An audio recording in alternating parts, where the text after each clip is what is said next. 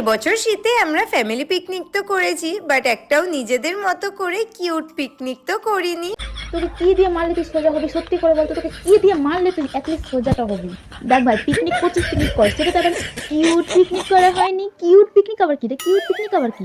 यही नहीं, अभी और सुनिए। আর আমাদের আজকের পিকনিকের থিম তো হচ্ছে রেড, তাই সবকিছুই তো আমরা রেড কালারেরই নিয়ে এসেছি।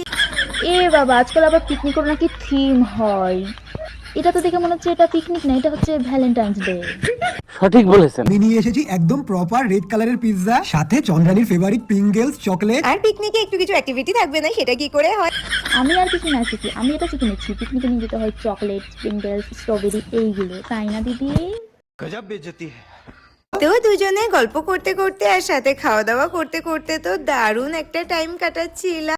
ও, তোমরা সুন্দরভাবে টাইম কাটাচ্ছিলে না? মানে তোরা কি সত্যি কথা বলতো নর্মালভাবে কথা বলতে পারিস না? সবসময় এরকম ন্যাকা হয়ে কথা বলার কি আছে রে? এই তোদের কথা শুনে না এক সময় নিজের কথা বলার ভাষাটাই ভুলে যাই যে আমরা এরকম করে কথা বলি।